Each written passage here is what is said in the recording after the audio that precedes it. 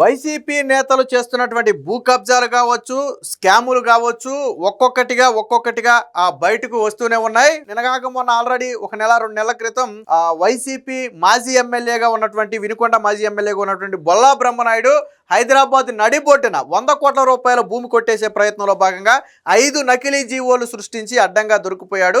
తర్వాత పోలీసుల అరెస్టు భయంతో రాష్ట్రాలు మారిపోతే తమిళనాడు రాష్ట్రంలో అరెస్టు చేశారు. జైల్లో ఉండి ప్రస్తుతానికి బెయిల్ మీద తిరుగుతున్నాడు.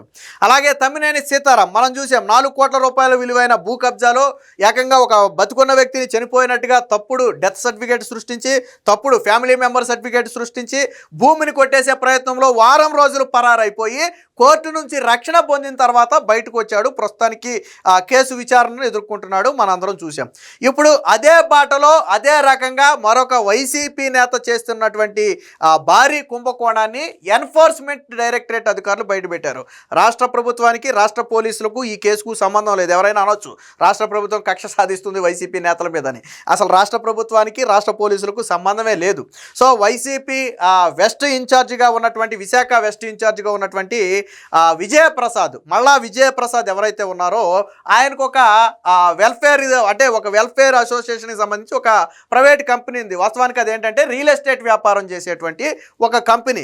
సో ఆ కంపెనీ పేరుతో దాదాపుగా 4 నుంచి 5 రాష్ట్రాలు, అంటే మన 2 తెలుగు రాష్ట్రాలు కాకుండా మరొక 4-5 రాష్ట్రాలలో కార్యాలయాలు ఓపెన్ చేసి పెద్ద ఎత్తున ప్రజల నుంచి నగదు వసూలు చేశారు. ఎంతో తెలుసా? అక్షరాల 2,000 కోట్ల రూపాయలు పైబడి డబ్బులు వసూలు చేసి మిగతా రాష్ట్రాల్లో మొత్తం కూడా బోర్డులు ఎత్తేసి, అంటే కార్యాలయాలు మూసేసి ఆ డబ్బులు కట్టిన వాళ్ళకి తిరిగి చెల్లించకుండా మోసం చేసి పరారైపోయి వచ్చినటువంటి పరిస్థితి. సో దీని మీద మన ఆంధ్ర తెలంగాణలోనే కాదు పలు రాష్ట్రాల్లో కేసులు నమోదాయి. ఎక్కడ ఎవరైతే డబ్బులు కట్టి నష్టపోయారో వాళ్ళు ఆయా రాష్ట్రాల్లో కేసులు కూడా పెట్టారు. నిన్న కూడా భువనేశ్వర్కు చెందినటువంటి ఎన్ఫోర్స్మెంట్ డైరెక్టరేట్ అధికారులు వచ్చి విశాఖ అలాగే హైదరాబాదు ఏకకాలంలో విజయప్రసాద్ అలాగే డైరెక్టర్లుగా ఉన్నటువంటి ఇళ్ళు, కార్యాలయాల్లో సోదాలు చేసి 1 కోటి రూపాయలు క్యాష్ రూపంలో ఉన్నటువంటి 1 కోటి రూపాయలు స్వాధీనం చేసుకున్నారు. అలాగే పలు కీలక డాక్యుమెంట్లు స్వాధీనం చేసుకున్నారు. దాంతోపాటు ఎలక్ట్రానిక్ గాడ్జెట్స్ అన్ని కూడా స్వాధీనం చేసుకున్నారు. ఇదే క్రమంలో ఏదైతే విజయప్రసాద్ ఇంట్లోనో ఆఫీసులోనో రైడ్ చేసినప్పుడు ఏం కనపడిందంటే ఒక పార్టీ ఆఫీసు నిర్మాణానికి సంబంధించినటువంటి ప్లాన్స్, దానికి సంబంధించినటువంటి ఖర్చుకు సంబంధించినటువంటి స్లిప్లు కనపడ్డాయి. అంటే వాస్తవానికి విజయప్రసాద్కి ఎక్కడో ఒక 700 గజాల స్థలం ఉంటే అక్కడ ఒక పార్టీ కార్యాలయాన్ని నియమించారు. 2019-20 టైంలో అనుకుంటా, మేబీ 2019 టైంలో ఒక పార్టీ ఆఫీసు, వైసీపీ పార్టీ ఆఫీసును స్వయంగా ఈయన సొంత ఖర్చుతో నిర్మించినట్టుగా ఉన్నాడు. సో దేనితో నిర్మించాడు అంటే ఇలా ప్రజలను రియల్ ఎస్టేట్ పేరుతో మోసం చేసి కొట్టేసినటువంటి సొమ్ముతోనే నిర్మించి ఉంటాడు అనేది ఇప్పుడు ఈడీ అనుమానం. ఎందుకంటే ఆయన దగ్గర అక్కడ బిల్డింగ్ ప్లాన్తో పాటు దాని నిర్మాణ ఖర్చుకు పెట్టినటువంటి కొన్ని పత్రాలు అలాగే రికార్డ్స్ రూపంలో దొరకటంతో ఆ అనుమానం కూడా బలపడింది. సో అది పూర్తి విచారణ తర్వాత తెలుస్తుంది అనుకోండి. దీంతో నిన్న ఈడీ అధికారులు మొత్తంగా 6 లగ్జరీ కార్లతో పాటు 1 కోటి రూపాయల నగదుతో పాటు పలు పత్రాలు కూడా స్వాధీనం చేశారు. లగ్జరీ కార్లు అంటే బెంజు, BMW, అంటే ఒక్కొక్క కారు 1 కోటి 2 కోట్ల పైన ఉన్నటువంటి ఖరీదైనటువంటి 6 కార్లను అయితే నిన్న అధికారులు, ఈడీ అధికారులు అయితే సీజ్ చేయడం జరిగింది. దాంతోపాటు 182, ఇటు విజయప్రసాద్తో పాటు డైరెక్టర్లకు చెందినటువంటి మొత్తం 182 బ్యాంకు ఖాతాలను కూడా ఫ్రీజ్ చేశారు. సో ఆ ఖాతాలో జరిగినటువంటి లావాదేవీలన్నిటినీ కూడా డీప్గా ఎనాలిసిస్ చేయాల్సి ఉందని చెప్పారు. ఆ తరువాత ఎంత స్కామ్ జరిగిందనేది తెలుస్తుంది. వాస్తవానికి వీళ్ళు ఏం చెప్పారు అంటే, మీరు డబ్బులు కట్టండి, మీకు విశాఖలో మేము భూములు ఇప్పిస్తాము, మీరు పెట్టుబడి పెట్టి డబ్బులు కట్టిన తర్వాత విశాఖలో భూమి ఇస్తాము అని చెప్పి ప్రజలను నమ్మించి వాళ్ళ చేత డబ్బులు పెట్టించి 6 రాష్ట్రాల్లో జెండా ఎత్తేశారు. ఎత్తేయటమే కాకుండా ఎవరికి కూడా ఒక్కరికి కూడా విశాఖలో భూమి ఇవ్వాల. మరి ఈ 2,000 కోట్ల రూపాయలు ఏం చేశారు అంటే వీళ్ళు ల్యాండ్స్ కొన్నారు, వీళ్ళు ఇతర వాటిల్లో పెట్టుబడి కింద పెట్టారు. బట్ ఎవరైతే డబ్బులు కట్టారో వాళ్ళకి మాత్రం న్యాయం చేయలేదు. ఆల్రెడీ పలు రాష్ట్రాల్లో, ఒరిస్సాలో నమోదైనటువంటి కేసు ఆధారంగానే పోలీసుల నిన్న ఈడీ అధికారులు రైడ్ కూడా చేయడం జరిగింది. దీనికి సంబంధించినటువంటి వార్త కూడా ఒకటి వచ్చింది, ఒకసారి చూద్దాం. కోట్లు కొల్లగొట్టిన వెల్ఫేర్ వైసీపీ నేత మళ్ళా కంపెనీ భాగోతం బట్టబయలు, ప్రజల నుంచి అక్రమంగా 2,000 కోట్లు సేకరణ. ఇది మనం చెబుతున్నది కాదు, ఎన్ఫోర్స్మెంట్ డైరెక్టరేట్ చెప్పినటువంటి మాట.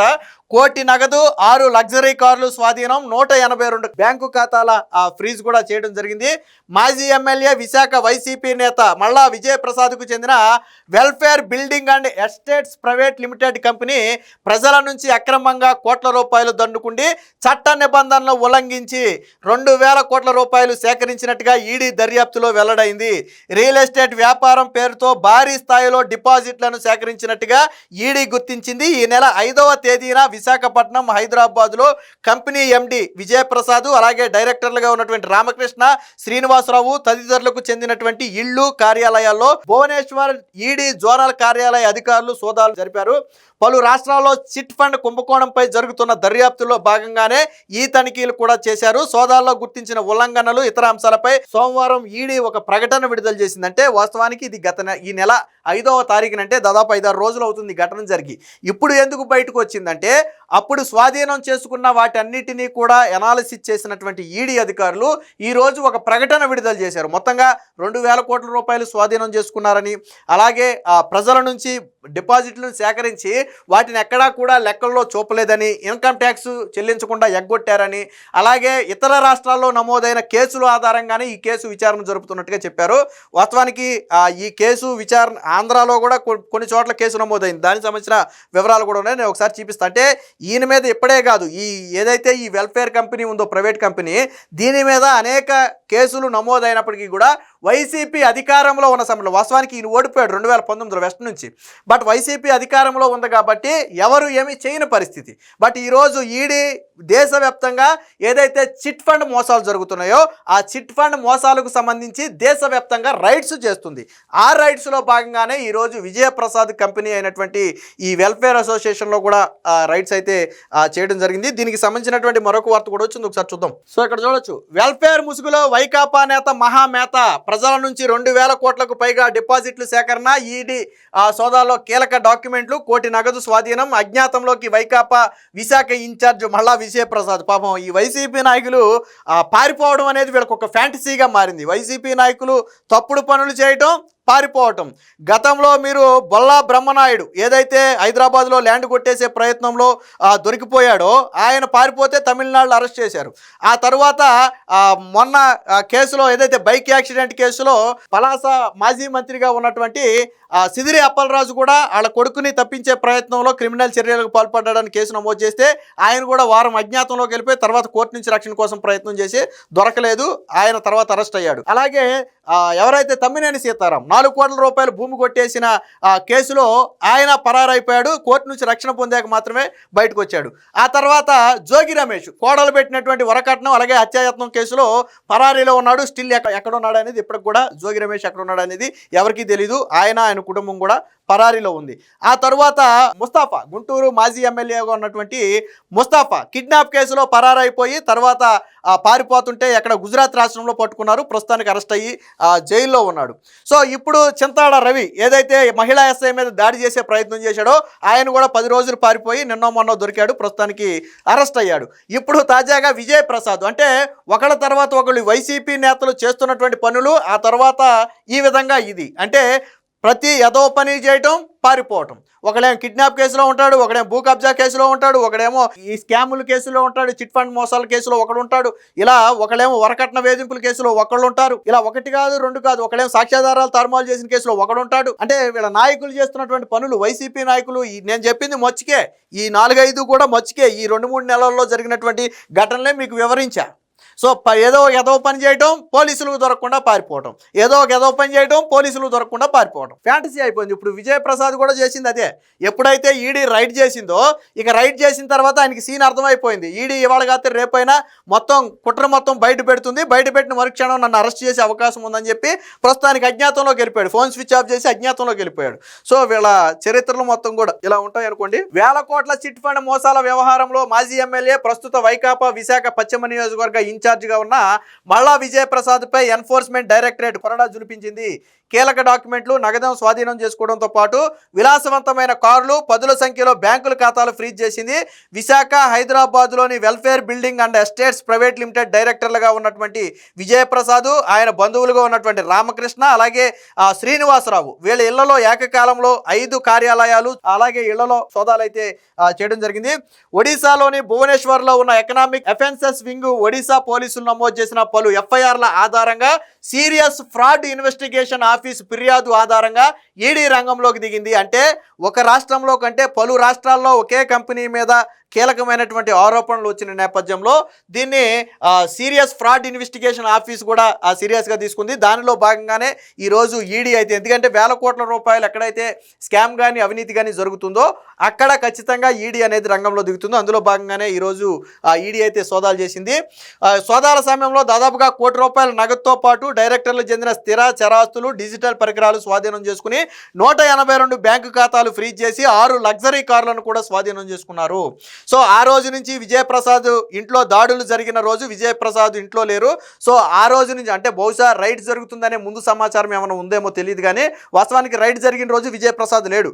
బట్ ఆ రోజు నుంచి 5వ తారీఖు రైడ్ జరిగితే ఆ రోజు నుంచి ఈ రోజు వరకు కూడా ఆయన అక్కడ అందుబాటులో అయితే లేరు. సో విశాఖలో భూమి ఇస్తామని మోసం. సో అసలు మోసం ఎక్కడ జరిగిందో చూడండి. Welfare buildings and estates private limited MD Vijay Prasad chit fund real ఎస్టేట్లో అధిక లాభాలు చూపి డిపాజిట్లకు గాలం వేసినట్లు గుర్తించారు. రియల్ ఎస్టేట్ వ్యాపారం ముసుగులో డిపాజిట్లు సేకరణ పథకాలను నిర్వహించి ఈ స్కీమ్లో డబ్బులు కట్టిన వారికి గడువు పూర్తయ్యాక విశాఖలో భూమి ఇప్పిస్తామంటూ ఎరవేశారు. నిబంధనలు ఉల్లంఘించి 2009-14 మధ్య తెలుగు రాష్ట్రాలతో పాటు ఒడిశా, జార్ఖండ్, బీహార్, పశ్చిమ బెంగాల్ రాష్ట్రాల్లో మొత్తంగా ప్రజల నుంచి 2,000 కోట్ల రూపాయలకు పైగా సేకరించారు. ఈ నిధులను వ్యక్తిగత ప్రయోజనాలకు మళ్లించి భూ లావాదేవీలకు ఉపయోగించారు. తర్వాత 6 రాష్ట్రాల్లోని వెల్ఫేర్ గ్రూప్ కార్యాలయాలు మూసివేసి ఈ పెట్టుబడి పెట్టిన వాళ్ళందరికీ కూడా మోసం చేశారు. దీంతో ఇక్కడ నేను ఇందాకే చెప్పా, వైకాపా కార్యాలయం కూడా ఒకటి కట్టారని. సో 2018లో విజయప్రసాద్కు ఒక 700 గజాల స్థలం ఉంది. ఎక్కడుంది అది? మధ్యలపాలెం సమీపంలో 700 గజాల స్థలం ఉంటే 2018లో ఇక్కడ వైకాపా జిల్లా పార్టీ కార్యాలయాన్ని నిర్మించారు. 2019లో వైకాపా తరపున పశ్చిమ నియోజకవర్గం నుంచి పోటీ చేసి ఓడిపోయారు. ఇలా వెల్ఫేర్ గ్రూప్ పేరుతో దందా చేసిన డబ్బుతోనే ఈ స్థలము అలాగే కార్యాలయం ఏర్పాటు చేసినట్లుగా ఆరోపణలు ఉన్నాయి. ఈయన మీద కేసులు విశాఖలో 2015లో ఉంది, మార్కాపురంలో 2016లో గోపాలపట్నం, 2017లో ఎయిర్పోర్టు, 2018లో మళ్ళీ గోపాలపట్నం, 2025లో మహారాణిపేట స్టేషన్లలో మల్లా విజయప్రసాద్ వెల్ఫేర్ గ్రూపుపై బాధితులు ఫిర్యాదు చేసిన నమోదులు కూడా. అంటే కేవలం ఒక కేసు 2 కేసులో కాదు, మన తెలుగు రాష్ట్రాల్లోనే దాదాపుగా డజన్కు పైగా కేసులు నమోదయ్యాయి. అలాగా 6 రాష్ట్రాల్లో కేసులు నమోదయ్యాయి.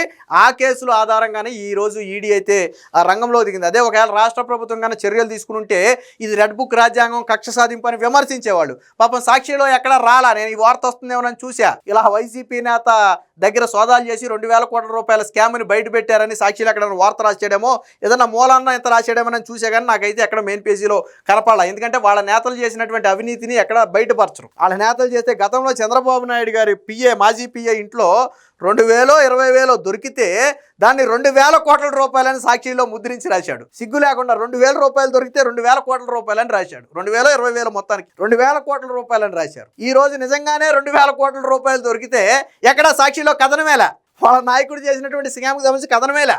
ఇది సాక్షి జర్నలిజం, ఇది సాక్షి పత్రిక విలువలు. వీళ్ళు వీళ్ళ గురించి రాయడం. అక్కడ 2,000 రూపాయలు దొరికినాయి 2,000 కోట్లు, ఇక నిజంగా 2,000 కోట్ల రూపాయల గురించి ఈడీ సమాచారం ఇస్తే మాత్రం ఎక్కడ కథనమే ఉండదు. సో వైసీపీ నేతలు చేస్తున్నటువంటి భూ కబ్జాలు, అరాచకాలు, దందాలకు సంబంధించి ఈరోజు విజయప్రసాద్ కూడా మరొక ఉదాహరణ. మొత్తంగా వైసీపీ అధికారంలో ఉన్నన్నాళ్ళు వాళ్ళ నాయకులు అవినీతి అక్రమాలు చేశారు అనడానికి ఇదే ఒక ఉదాహరణ.